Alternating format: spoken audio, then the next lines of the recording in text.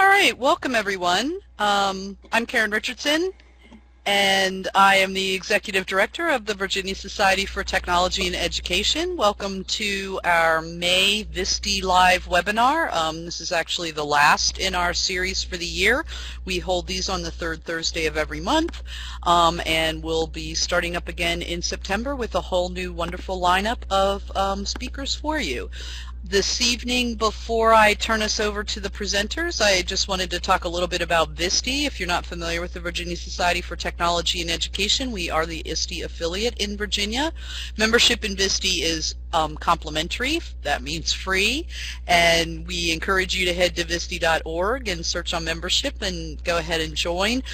You'll find out about all the other fabulous events that we do, including a variety of different kinds of webinars.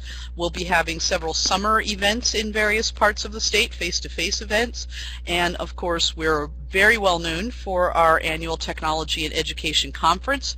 This year it will be at the Virginia Beach Convention Center from December 2nd through December 4th. We have super early bird registration open now, which is the very inexpensive way to get to come to the conference. It's the cheapest it will be. And that will be open until June 30th. Steve Dembo from Discovery Education will be our Monday keynoter, and Tammy Worcester of Tammy's Technology Tips for Teachers will be our Tuesday Spotlight speaker. And we've got a great lineup. Laura B. and her group will be facilitating the Digital Sandbox again this year, a chance to do some informal kind of learning, and we'll have all the great lineup of presenters that we always have. So if you want to get involved in that conference and you want to take advantage of year-end money and a very low price for a great conference, head to VSTEconference.org to learn more and register now. One of the really exciting parts of my job is the opportunity to participate in things like these webinars. I've had the chance to hear great speakers from across the state, and tonight's webinar is absolutely no exception. We have several presenters from Goochland County, and I'm going to go ahead and hide my slide and then turn this over to John Hendren, the Vice Chair of the VSTE Board of Directors. He'll talk a little bit about a board committee that he serves on, and then also introduce our speakers for this evening. So, John Hendren, take it away.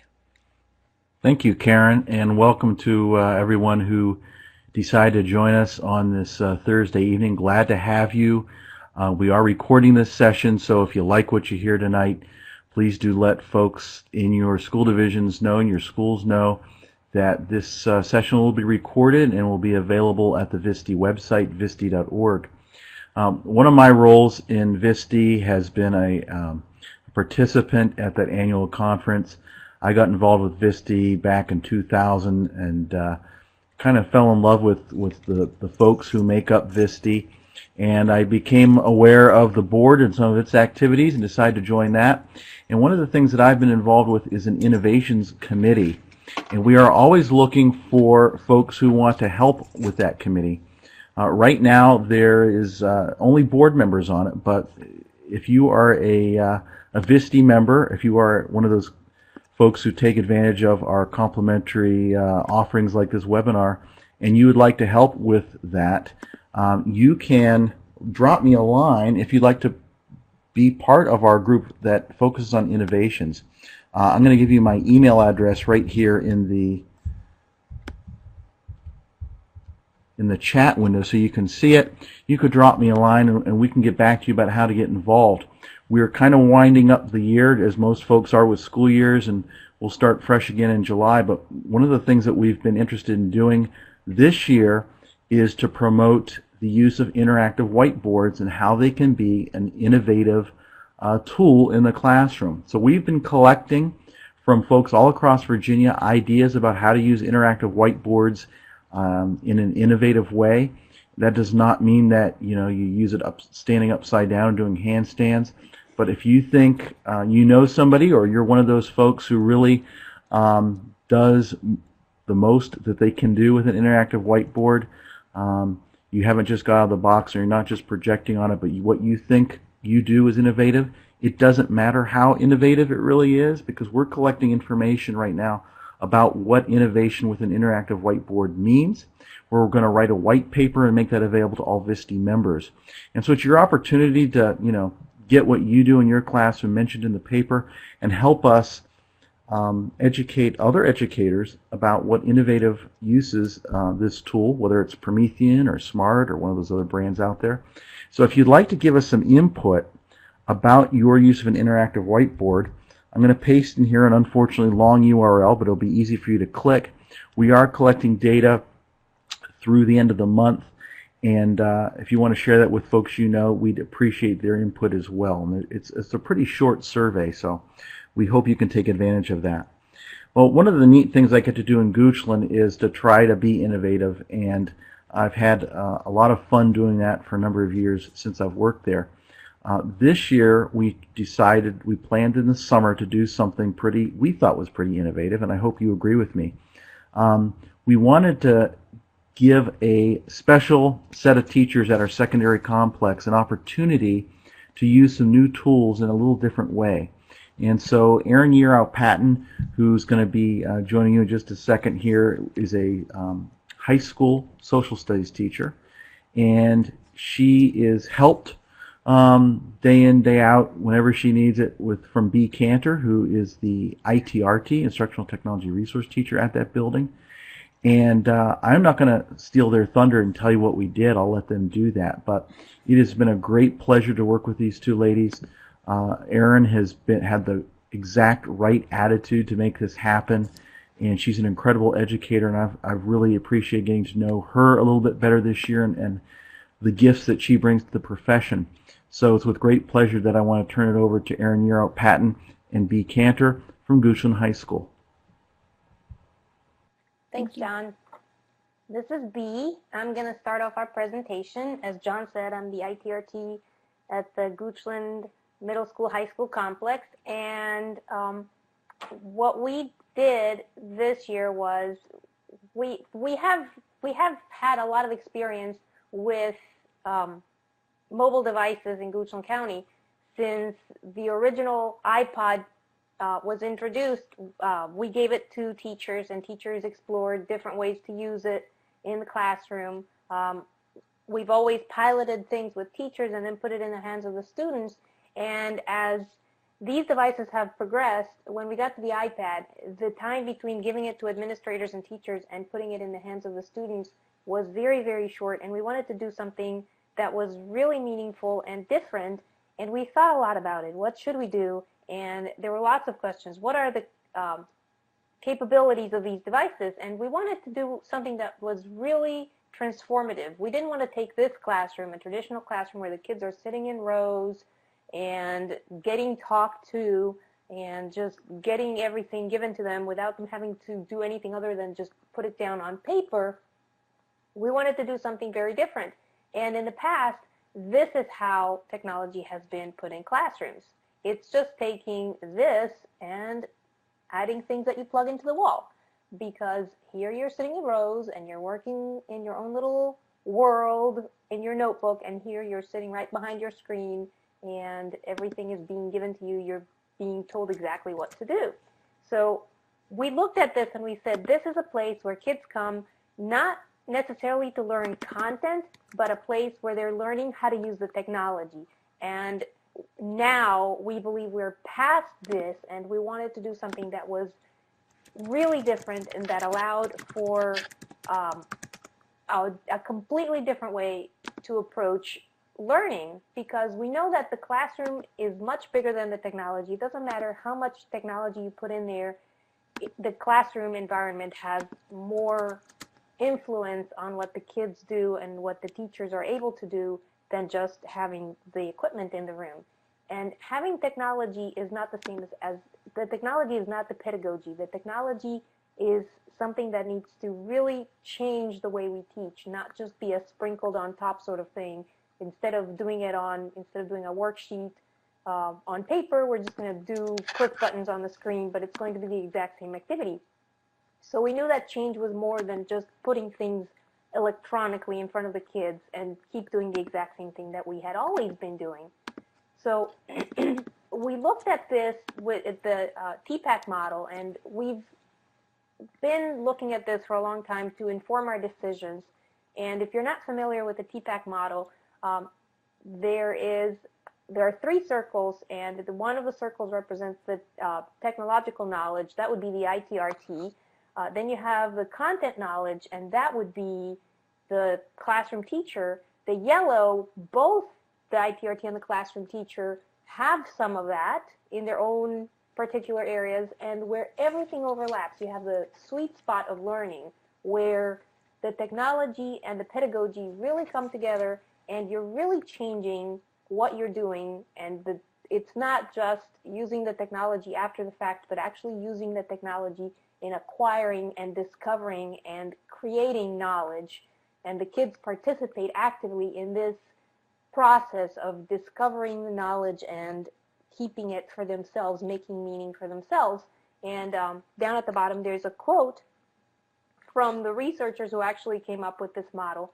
And so we look at this when I plan lessons with a teacher, I try to bring all this to the table where the teacher needs to tell me, they say, oh, I want to make a movie. Well, it's not just about making a movie. What exactly should the outcome of a movie be? What are the kids going to learn through the process of making the movie? Well, they're going to learn how to make a movie. Yes, but that's not the point. They need to learn something about the content and present it differently in a movie, but the movie should not be the goal in itself. It's the learning. Everything has to come together and have a learning objective that is not just learning where to click and how to click and where to drag and that kind of thing. We also looked at the low-T-heat framework, which is higher order thinking, engaged learning, active learning, and technology use. And again, you have this engaged and active process in which the kids are not just sitting there being fed the information, but they're working with the information, making their own meanings, and participating in activities. They're not just sitting there. And technology makes all this easier in many ways. We know that you can now have all sorts of simulations and kids can experience things that were impossible when you didn't have a computer in the room. You know, my favorite example is we were learning about density, and we found this video online where this man in this completely covered outfit put a bowling ball in a tub full of mercury, and the bowling ball was floating, and it really made a point about density. And you know, how often do you see a bowling ball float? But that was something that was memorable that technology made possible for us to show the kids. We couldn't have actually had a tub in the room and dropped the bowling ball in it, but it was something that was so memorable. And if the kids could make something like that, a video that was obviously not as dangerous as mercury in a bathtub, but something that really let the kids engage with what they were doing and share examples and learn from each other. So low-T-heat is something else that we've been looking at for a long time, and all of these things, the TPACK and the low-T-heat, come together in what we call in Goochland G21. And this is a framework for planning learning activities that foster the acquisition of 21st century skills. And I know everybody says, oh, 21st century skills. We've been doing that always. We just call them something else. So sure, we call them something else. And if you go anywhere, there are going to be different lists that represent 21st century skills. But these are the ones that we have selected. Real world learning, so that we're taking the learning beyond the walls of the classroom and applying what we're learning and not just learning for the test. Collaboration in large group and in small group, learning how to research online and evaluate your sources and evaluate the information that you're gathering, teaching others, solving problems, communication, creativity, self-direction, all these things come together. And this is the framework for the project. The goal is to have a student product. It's not just, oh, we're going to do this and then we're going to take a test. There has to be something that the students produce. And it doesn't necessarily have to be a physical product. It can be a performance, or it can be a physical product. It can be a publication. It can be something physical that they build in their schools, and all of these things we have had happen since we started the G21 program, I believe 3 years ago, 4 years ago, I'm not sure. John might be able to tell us. So we start with the learning objectives. What is the goal for the activity? What are the kids going to learn? And then we go through figuring out, in 2008. Okay, there you go, 4 years. Thanks, John. So we look at how we're going to get there. We're looking at whether the kids are going to be in groups or individually, if they're going to do research, if they're going to go out into the community and interview people, what tools are they going to use, what technology tools are they going to use, like Google Docs for collaboration or any other tool that we have available. Then there has to be an assessment strategy, and that is more than just a test. I prefer having a rubric and always giving students an example of what a successful project should look like. If you don't have one because nobody has done anything like it, then it's a good idea to discuss it with the students, and the students should set the goals for what a successful project should be. Then you have to look at the subjects that are going to be addressed in the project, and we encourage teachers to work in a cross-curricular environment. So we've had teachers in the art department working with teachers in the science department and create these beautiful structures that represent insects. So the students learned about the body structures of insects, and then they learned about the use of negative space in art, and they created these beautiful insects. They're gigantic, and they're hanging in one of the rooms in the building. We've also had a collaboration. Erin worked with one of the art teachers last year, and they created a very impressive mural that they donated to the county government. And what they were doing was creating art that represented each student's favorite amendment to the Constitution, I believe it was. So yes, they are learning, and they're exploring, and they're being creative, and what they're making is going beyond just the walls of the classroom, and it's something that's memorable. It's more than just doing a project, and then when you're done, you put it away, or you throw it in the trash can. When you bring it home, you show it to your parents, and they go, oh, yay, one more thing to put away. This is something that the kids remember, and remembering the activity and remembering the process of going through the whole planning, creating, evaluating, and sharing with your peers makes a different impression than, okay, take this, read the chapter, and take the test, and move on to the next thing. So this has been very successful in Goochland, and as I said before, these are the 21st century skills that we have selected to focus on. And if you notice here, collaboration is in there twice. We could have just said collaboration, but for us, this is very important. We feel that teaching the kids to collaborate is probably one of the most important things that we will ever teach them, because it's something that has to be taught, and something that has to be practiced, and something that has to be perfected by every individual. There is no way that you're ever going to have a job or any occupation, even if you're going to be staying at home with your family, you need to learn to collaborate and get along and fix problems. So it's a difficult thing. It's you don't just know how to get along, and you don't know how to share the work, and you don't know how to divide the responsibility without actually practicing. When you play, even if it's a sport, if you're going to play soccer, you need to practice as a team and work together as a team until you perfect it. So if you think that kids will just learn to collaborate when they get to the workplace, it's not going to work that way. Or they're going to learn to collaborate when they belong to some club or association or church or anything. Everybody needs to learn to work together, and it is something that needs to be taught, even if it's very difficult. And as an ITRT, I run into teachers who say, oh, I don't like my kids working in groups because one kid will do all the work and all the others will just watch. Or they always have some sort of reason why they don't want it. So it's not easy for the teacher, and it's not always comfortable, but it is very necessary for kids to be put in that situation, to be made to feel a little uncomfortable until they figure it out and learn to get along and learn to get the work done together as a group. Collaboration is extremely important. So with all this in mind, with collaboration, we looked at the different devices that we could put in the room. We knew we wanted to have iPads, and because they're still very new, there were lots of questions. How are we going to manage them? What about the things that they cannot do there? And what about this new classroom environment that we want to have? So it took a lot of planning and it took a lot of talking, and in the end we just went with it, and we decided to come up with something completely different. And this is a diagram of what we thought the classroom should look like. So instead of having the kids sitting at desks, we decided we wanted tables, again, to foster that environment of group work and collaboration. There would be tables that could be moved around the room. The teacher would have a desk, because the teacher has to have a desk where they do some work and at least set down their computer.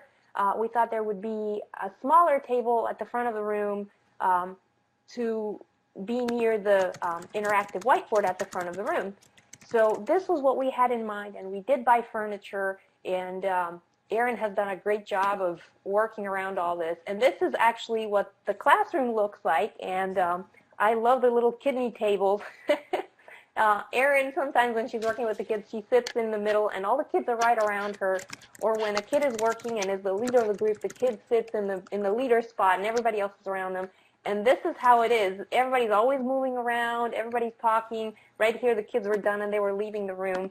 But having the kids sitting at tables instead of sitting at desks really has made a difference in the way they work together.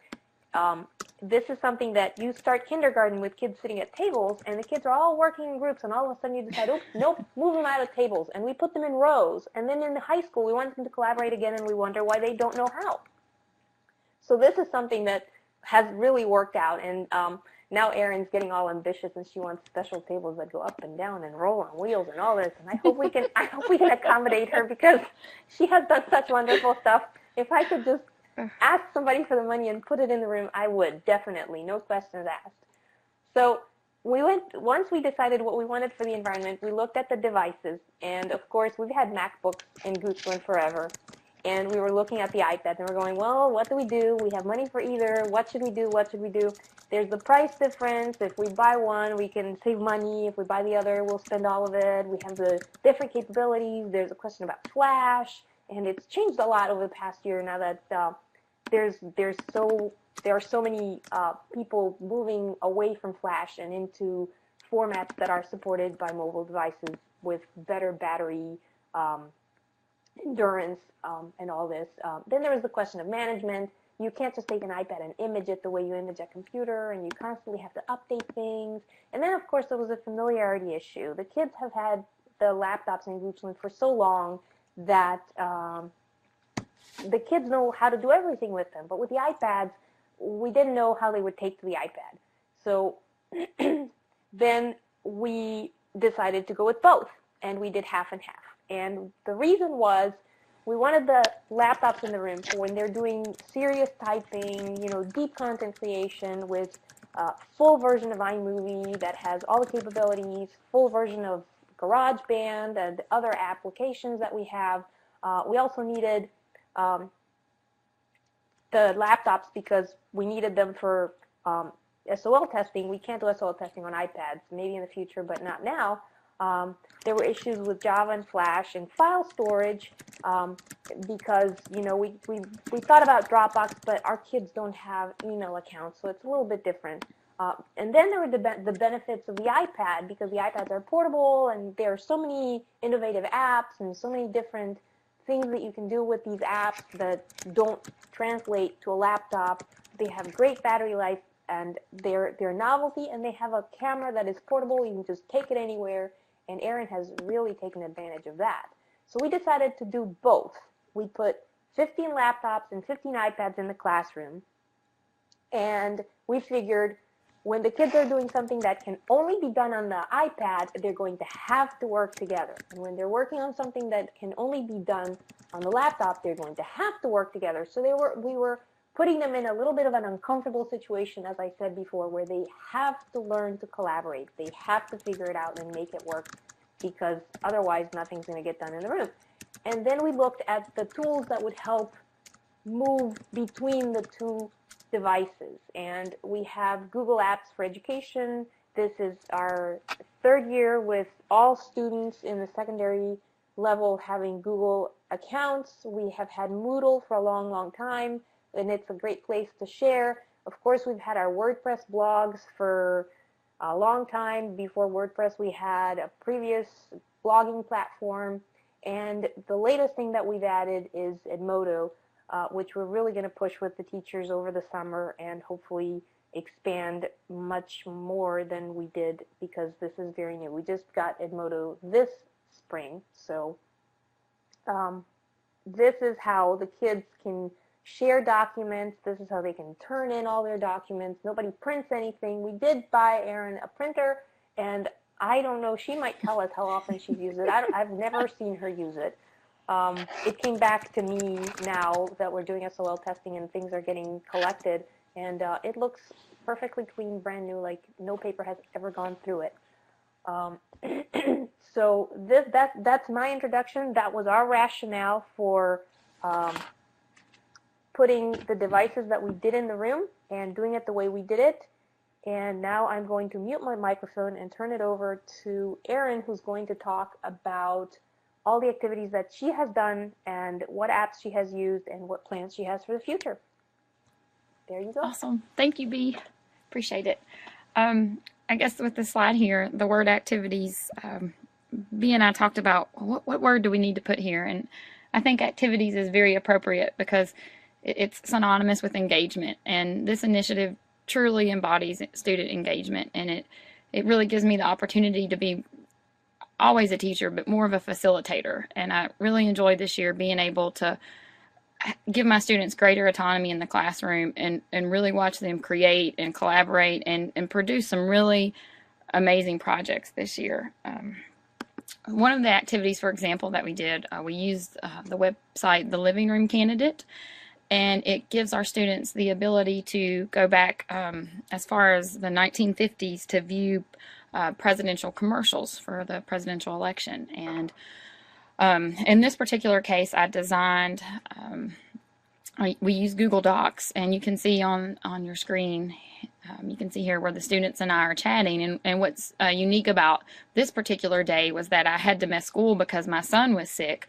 But I sent our media specialist an email that morning and explained to her what was going on, and that I had my students coming to the library, but I was going to teach virtually. And she said, let's do it. And then I copied Bea on that, and she said, I'll be here for technical support. And, I can't reinforce enough that having that just amazing support throughout the entire year from all stakeholders has made this, well, it's not very humble, but it has made it a success, I believe. So I was in my living room when my son was asleep, and I was chatting the kids, and you can see here where I'm talking them through it and giving them examples. So it was very beneficial. And when I came back the next day or the day after, and I got responses from them, and how did we feel about it? How did that work? And they said this was one of the greatest lessons we've had all year, and I wasn't even physically there. So that was, that was encouraging. But what I had them do, we went to the website and they work collaboratively. They have a table of 6, and they elect a president every semester, and you can serve 2 terms. So the president from the first semester is eligible to run for a second semester instead of term, I guess. And so the presidents took the lead, and they divided out duties. And you can see the kids, some kids, they all took the different years, so it wasn't as, I guess, overwhelming to them. And they were able to get an insight in how, politics have changed from the 50s to the current day. And I asked them, identify the theme, who's the target audience, and what's your takeaway from that? And so they were able to see that at different intervals throughout history, how voting rights have expanded, and with that we've targeted a new audience of voters. And they were really excited to see how in 2008 and prior to that, how their generation was targeted, since they'll be voting this year for the first time. Here's the site itself, and as you can see, you can click the incumbent or the opponent, and you can see the results from the Electoral College, which they had to analyze based off geography. So they were using maps, and they were, everything that the College Board asked of us to prepare them. This is a video that they produce. Ultimately, one of the G21, I guess we kind of try to think of it not as just we're going to do this one project. The more that I embrace the G21, I see it more of not I'm going to do this one time, but this can take on small opportunities like the living room candidate and be very influential in the lives of my children and what they learn, my students. And so, but we've expanded on the G21, not just to be, we're going to do this one time, but we're going to do it daily. We're going to do it weekly. And it's just it's a new way for me to teach, and I've really embraced that, and I'm thankful for it. But what they did here was they played a video, and I'll be quiet and let it go. Thank you, Ms. B. Our healthcare system is blessed with a number of extraordinary qualities, but it also faces significant challenges. High cost, inefficiency, inconsistency, and tens of millions of Americans lacking insurance coverage. We can fix these problems, but not with the transformation in American healthcare set in motion by Obamacare. Obamacare added $1 trillion in new healthcare spending. To pay for it, the law raised taxes by $500 billion on hardworking citizens. Obamacare was unpopular when passed and remains unpopular today because the American people recognize that a government takeover is the wrong approach. In short, President Obama's $1 trillion federal takeover of the United States healthcare system is a disaster for the federal budget, a disaster for the constitutional principles of federalism, please, and a disaster. Thank you.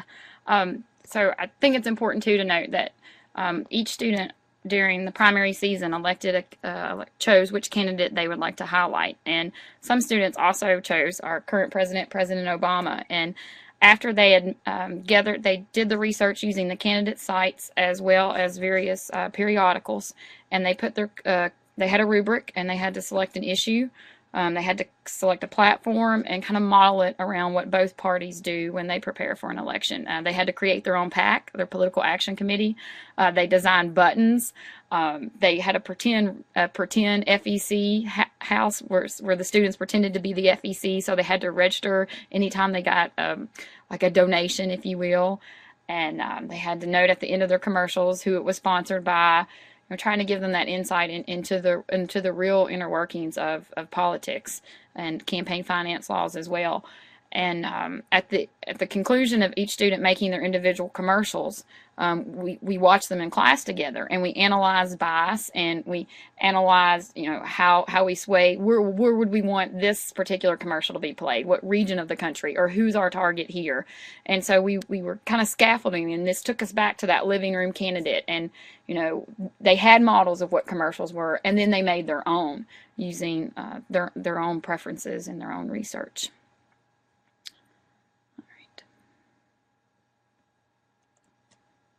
And another project we had, this was one of my favorites, was we used Google Docs, and we came in and we had an exercise on polling, and we had to talk about random digit sampling, biases in polls. And so, okay, number 4 is a little biased, but we started it, and I said, all right, I want you to come up with a poll, and you need to skew the questions. We're only going to use the people in this classroom. And so we talked about why our poll would not produce good results. And this was an exercise to begin, again, in the scaffolding process, to prepare them for the ultimate project, which was to design. There was a competition amongst every AP government class, and so we designed a poll to actually take to the election on Super Tuesday and hand out to our community members. And so this was the initial beginning. And then after they created their own, we also looked at polls from different media outlets, and we analyzed those as well. And this is these are 2 of the winning questions from the ballot. From the poll that we used on Super Tuesday when they worked the elections. If I could back up, one great thing here, though, is that we had 3 of our students from our Virginia U.S. government classes who were sworn officials of the polls, and they actually worked at 3 of our precincts, and all 3 in separate districts, and that was a wonderful experience for them. And in fact, the registrar's office decided they want to do this indefinitely. They're on board. And 3 of those kids are going to be working the primaries over the summer. They were so impressed with what a good job they had done. So I'm really proud of our kids, I should say. Another element that was important to this initiative was our stakeholders. And we wanted to bring people in from the community not just so that they could see what great things our kids were doing with technology, but also it's important for our kids to learn from their elders and to learn from people who've actually experienced everything that we're learning in our classes. And so our school resource officer comes in every year at the beginning when we talk about federalism and the division of powers between not only the federal and the state government, but the local government as well. And he shares with them, just basic questions that they have, but he really does a great job talking about intellectual property and the importance of keeping themselves, just basic ethics of online behavior and just practicing good digital citizenship, and why it's important to be careful what you put on Twitter and what you put on Facebook, which was really positive because it set us up for another project we did in which the students had to create their own Twitter pages for the candidate they were choosing to sponsor during the primary election, or that they were campaigning for. We also brought in for example, our Commonwealth attorney. He came in to speak to our students when we were focusing on the court system. And some of our administrators who really enjoy school law came in and did some units with me. That was a great unit as well. And we've obviously, we had the ability, B and I Skyped in with the United States Nuclear Regulatory Commission with a gentleman who works there out of Maryland, and he talked about the importance of the bureaucracy and the role that quasi-judicial and quasi-legislative agencies play. So that was a great experience for the kids to be able to interact with him and to ask questions and to build on their knowledge. Before we Skyped with him, we used some Moodle sites, some modulars out of I think it was UC Berkeley.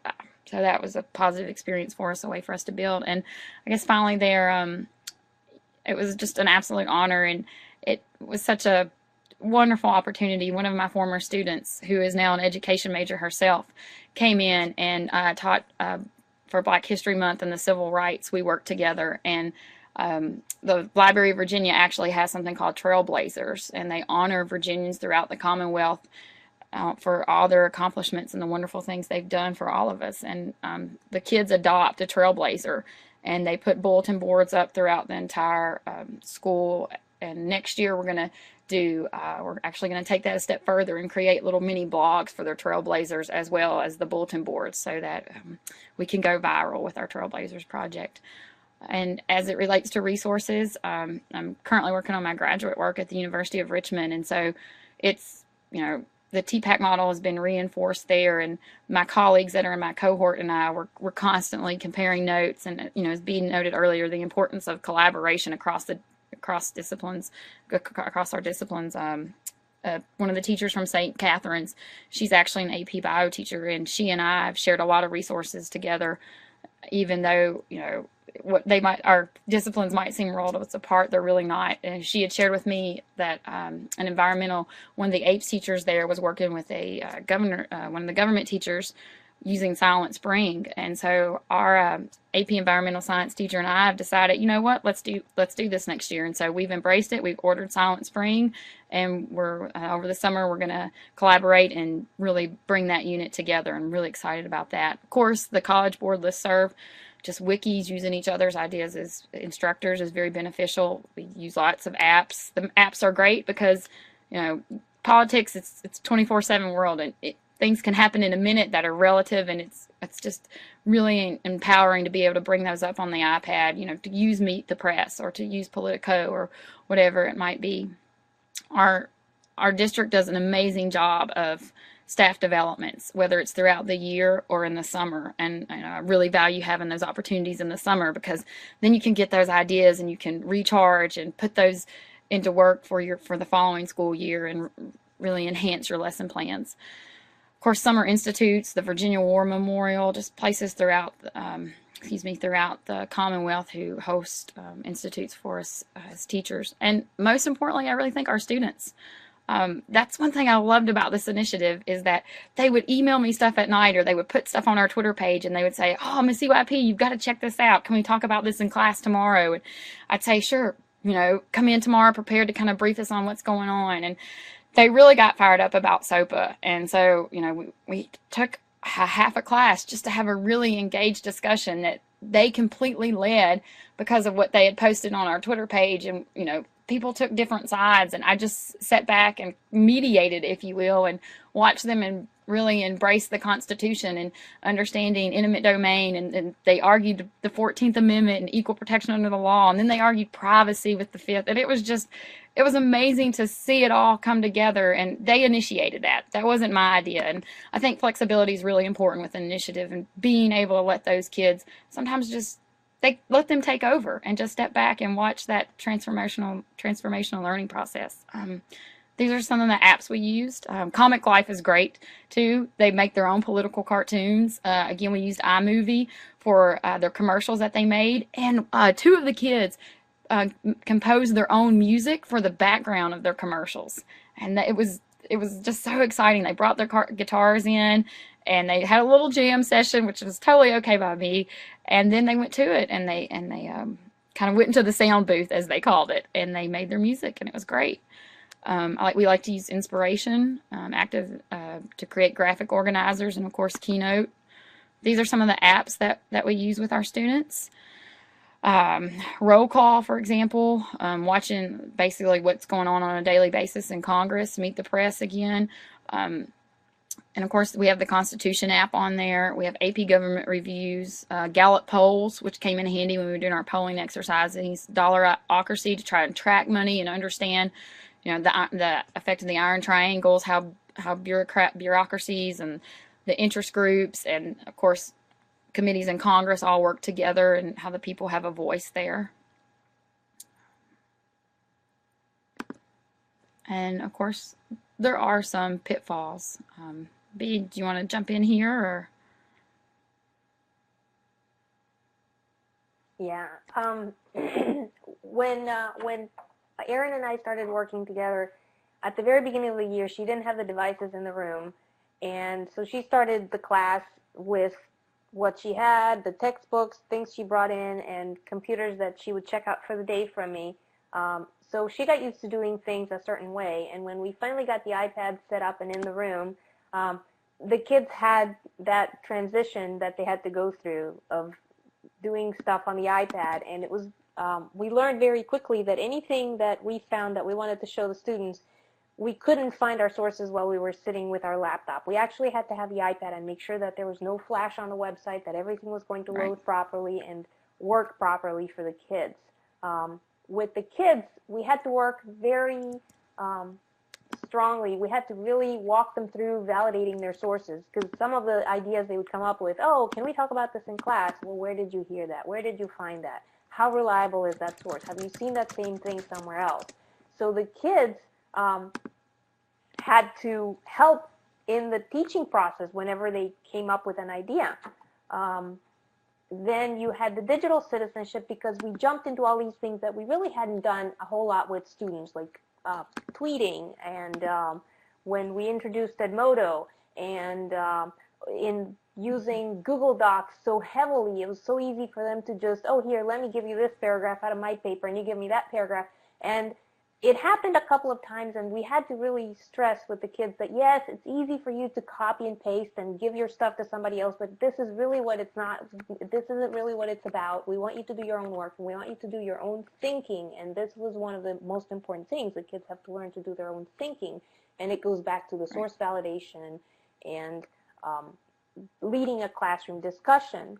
You have to think for yourself, and I think this has been very, very important, not going with just whatever cases are in a textbook. I had said something in the chat about Erin not using her textbooks a whole lot, because everything is what's happening in real life right now. And this was the perfect year to get this started, because being in the middle of an election, there were examples of everything that Erin had to cover. I think the only times that I went in and they weren't talking about current events is when they were discussing, things like Dred Scott, and because it's not happening right now, thank goodness.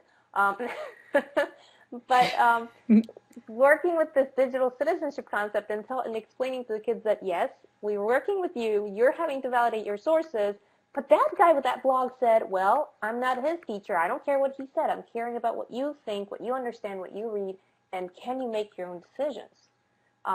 So yes, improvisation does not work. Everything has to be planned ahead. Everything has to be decided when you're using a new resource. And the kids have learned that even when something goes wrong, they just have to wait for a few minutes and let us figure it out and then go with it. One time I was working with John on something in my office, and one of the kids came running in with an iPad saying, "This isn't working, I can't do this, and I'm fed up with this, and I just want to switch to a laptop, and Ms. EYP won't let me switch to a laptop, and she said I have to make my movie on an iPad, and I'm just fed up." And we said, okay, let me see what's going on. And we walked back to the room with them, and we showed them just a couple of things, and just, oh no, just slide it across instead of clicking, instead of tapping it. And it was just, they were frustrated, but all it took was us being in the room for just a minute, walking them through it, and then they were fine, and we left the room and everything worked out okay. So there are pitfalls, and the kids learned by the end of the school year that we would work it out, we would back them up, we would move due dates if we had to, but we would get everything taken care of, and it worked okay. I think it was a great year. I agree.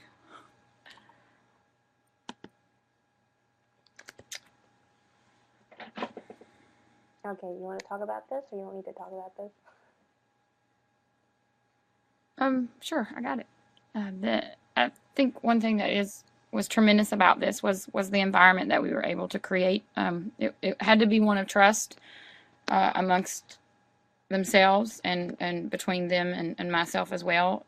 Not just trust for the tools themselves, but trust too, as be kind of alluded to earlier, as it relates to the importance of ethics and this is your work, this is not your work, and you don't take screenshots of stuff. And it was a very good learning tool for all of us. But having those tables really gave them the ability to collaborate with each other and to bounce ideas off themselves, and it produced greater products when we actually had a product to develop. And I thought for the no matter what profession they're going to pursue later in life, and as they prepare for college, that's a tool, that's a skill that they have to have for the rest of their lives. And it was empowering that we could help enhance and improve that for them. Pedagogy obviously is at the heart of what we do, and I think something that's important for that is being able to be flexible and to have patience, and of course to have, I think I'm very fortunate because I'm in a district where those what I guess we would probably call first-tier barriers, they're not there. We have tremendous, our internet is incredibly fast. We're wireless. I have so much support from Miss B and the folks there. Our technology team are just great, and any issues can just be fixed within an instant. And so I really have the ability to focus on the pedagogy and to focus on how to improve the way that I engage our students and try to ensure that those lesson plans really do complement TPAC and of course our blooms, working toward that higher level of thinking. And I again echo what B said with the tools and the technology, being able to split the iPads and the computers. In fact, I will be doing it again, and I wouldn't change a thing. I wouldn't go to a full set of either one, because that only enhanced their ability to collaborate, and it opened up a whole new world for us in our classroom. B, if you want to finish out. Yeah, I wanted to also add that the fact that they were sitting at tables and they hardly ever had their backs to everybody. Like if you look at a classroom, the kids in the front row have their backs to the rest of the room, and they don't get to know each other. And here we really had a true community of learners. They all knew each other. It wasn't, hey, that kid that sits over there, what's her name? Or the kid who brings the big backpack. They all knew each other's names, and it really makes a difference. When I was in the classroom, I made sure that we had games, and I could pull up the game at any point in time and make sure everybody could give me everybody's names. Sometimes just knowing their names is not enough, but here, because they were always facing each other and they would switch groups randomly, they really got to know each other, and it makes a difference, especially for them being seniors and it's their last year in high school. I think it makes it even more special that they went through this experience. And there's one more thing, if I could just add.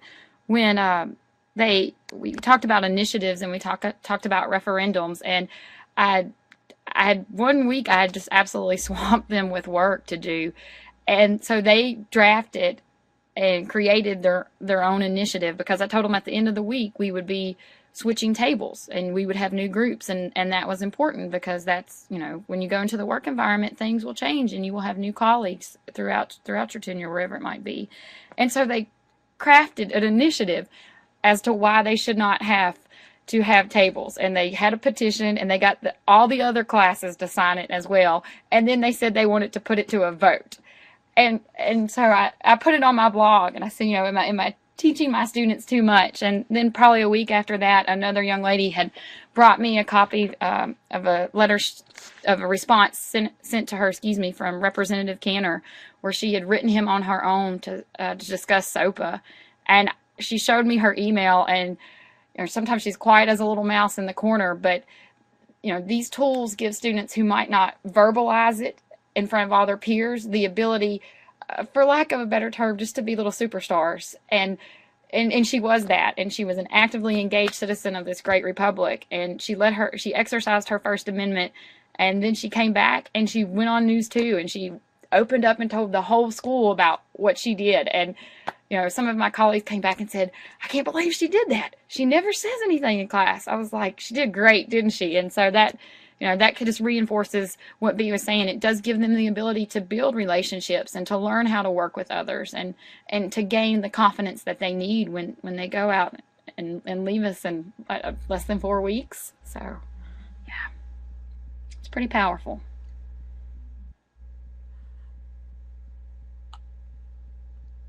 Well, this is Karen. I sort of have goosebumps here. You have just sort of pulled everything together to create this environment, and Aaron, I have to tell you, having never met you, but the excitement in your voice about your profession and what you're able to do, and the excitement of your kids, it's all just, it is what education really, I think, all of us picture and imagine. Would you be willing to share your blog URL with us? Because I think we'd all, I know that you've contributed to the G21, but it sounds like you have your own blog as well. We'd love to have the URL for that if you'd share it with us, so we can maybe follow along vicariously through you as well. Questions from the group? Now. Anybody want to? Karen, I'm typing the blog address right now. Okay, great. Questions from the group for folks about how this worked or how you can do it? I mean, we've talked about everything from furniture to environment to students to TPAC to, I never thought about, as somebody who has studied TPAC, I never thought about the implications of that blue dotted circle and the context and the fact that just, changing the kind of furniture you're using in your classroom can make all the difference. And you've certainly made a great case for that as well. So others? Questions, comments?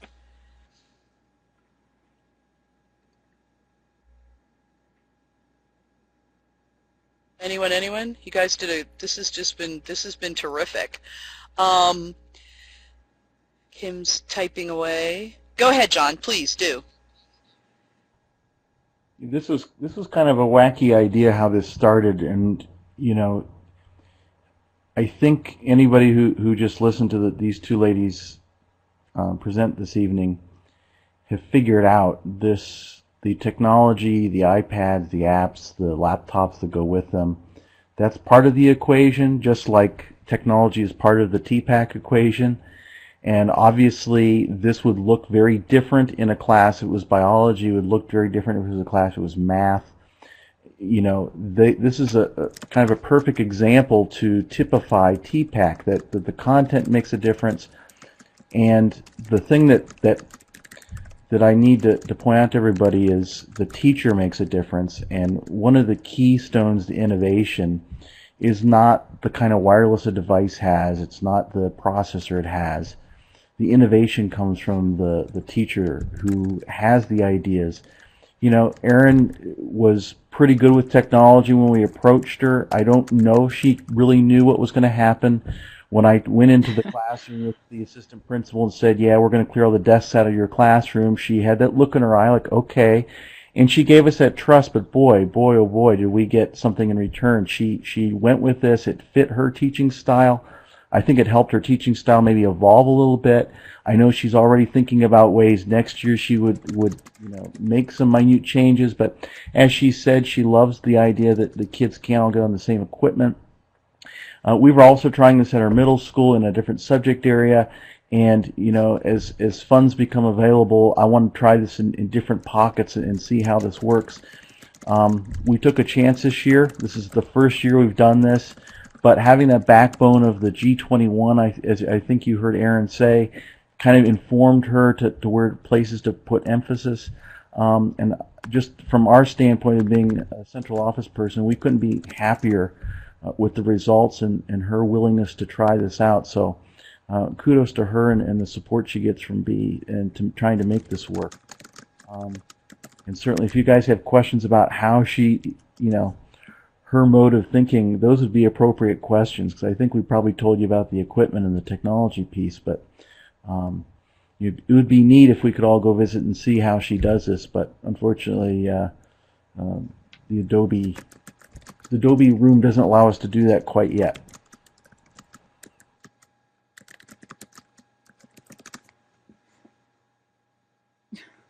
Well, I'd just say the door is always open, whether it be virtually or physically. But I was thinking, yeah, I was thinking that I definitely am hoping that Erin will put in a presentation proposal for the VSTE conference, because I think this is really the focus that VSTE is looking towards as well. That we tend to be the geeks and we're into the cool tools and all the cutting edge technologies, but we know that the rubber hits the road when a enthusiastic, innovative teacher takes those, applies them to their content, and gives students the kinds of just amazing real-world experiences that we heard about this evening. So thanks to Erin and B, and thanks to John for bringing this together.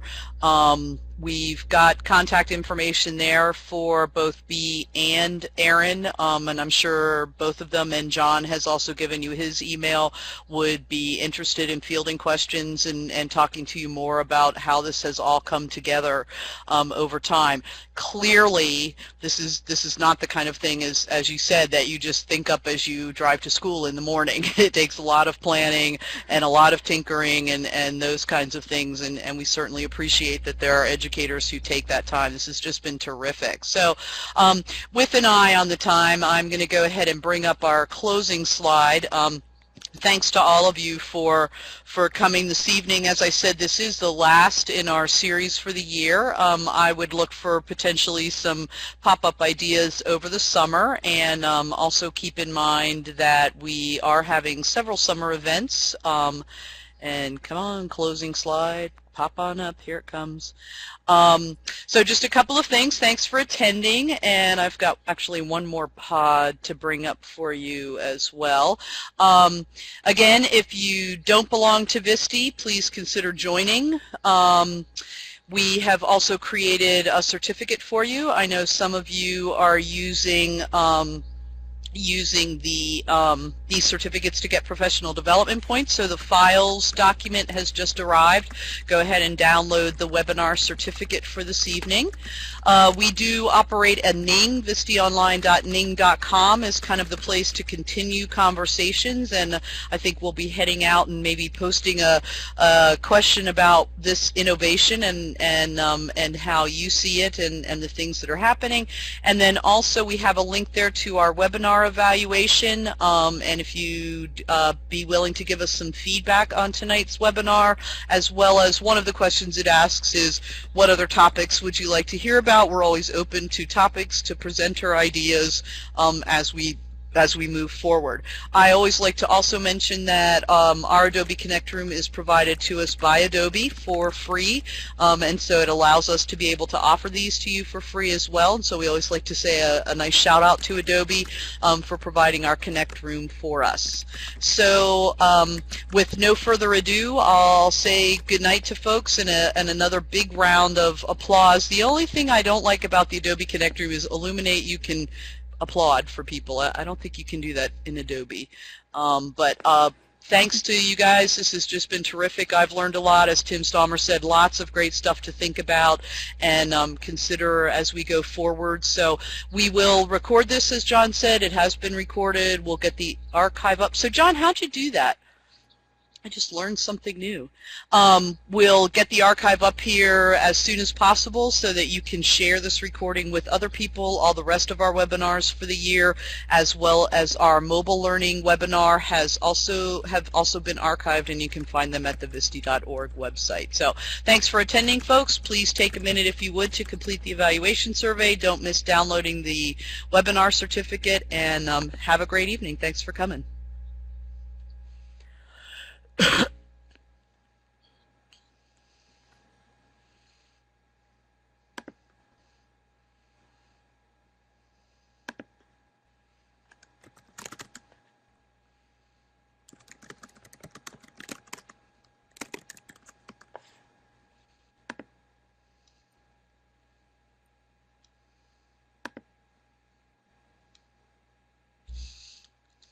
Oh, that's good to know, Tim.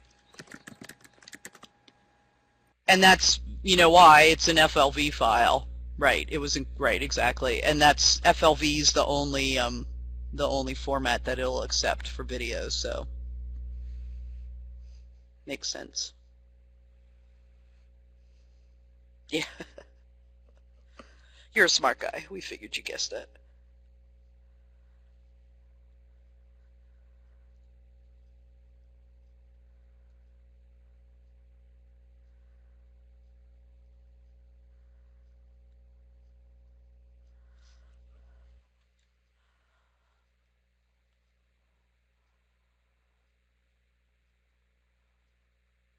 Good night, Tim. Have a great evening.